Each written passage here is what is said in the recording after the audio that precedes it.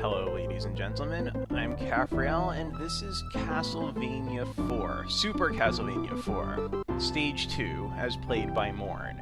I'm hoping one of the previous videos explained, but if he didn't, Morn is playing, and he got a bunch of friends to commentate. I'm commentating Stage 2. I have never played Castlevania, any of them, ever. Except maybe one of them for the GameCube or something. I've certainly never played any of the 2D ones. So, that being said, one of the things I find really interesting about this Castlevania that I'm not aware of being in the other ones is the whip mechanics. The whip seems to have physics, and it looks like a lot of fun to be able to aim the whip around and just hold it out and then keep swinging it, and also quite useful.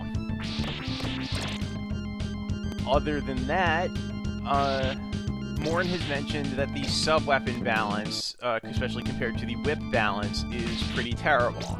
And I'm inclined to agree. I have seen other Castlevanias played, and usually you can't just kill things easily by flailing your whip at them. You'll tend to take damage because they attack more aggressively. So, stuff is hidden in the candles. And Morn goes out of his way to get every candle in the level. I do not know why. I guess for score, because he definitely doesn't need all the hearts. That's one thing that's always confused me a little bit about the Castlevania games, is the use of hearts for ammunition. In addition to kind of not making sense from a, suspension of disbelief perspective, why are you collecting hearts and using them? Hearts are usually in games representative of health, which is a little bit confusing then to use them for something else, like ammunition.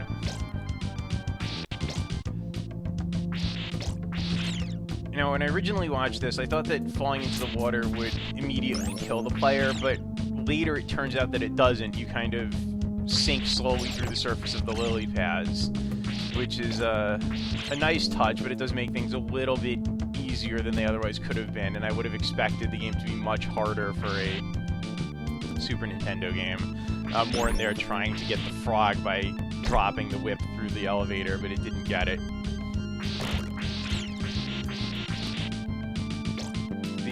It looks like you can retract and fire the whip again pretty darn fast in this game, which is in contrast. There was the drop onto the lily pads that I was talking about. In contrast to other Castlevania games where there's a little bit more lead up for the whip and then a little bit more recoil. And that's something that has always confused me about older games, even though I played them. Hiding health in walls. That seems like kind of a not terribly great decision to do from a design perspective, because either the players know it's there and it's, you'll help, or they don't know it's there and they really need the help. The good players are going to know it's there, the bad players aren't, and they're the ones who are going to need it. So now Morn has collected the cross, which he has claimed is the best sub-weapon in the game, and I'm inclined to agree from what I've seen. So there's some more of that cool whip mechanic, where he just keeps flailing it above his head and it keeps hitting the skeleton and kind of juggles the skeleton.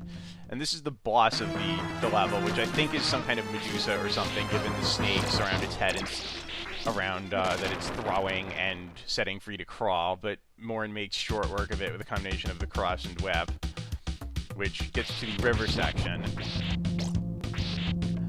which is kind of interesting. It's got the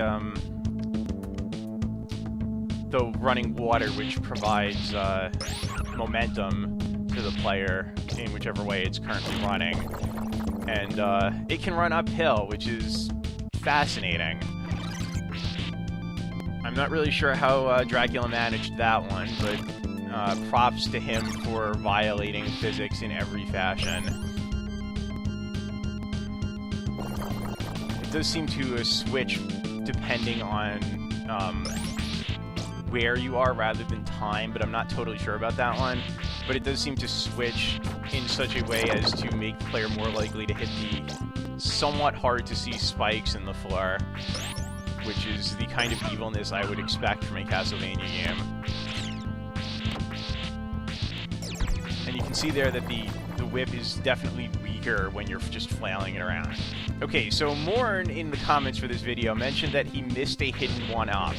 The only thing I can think of for what he is doing here is trying to collect that hidden 1-up, because I can't think of any other reason to just flail the whip around blindly in air. So that's probably what was going on there, is there was a 1-up there. But Morn eventually gives up on it and just moves onwards. He does miss a couple of falling hearts from these candles immediately afterwards, even though he broke them, and then proceeds to just finish the level.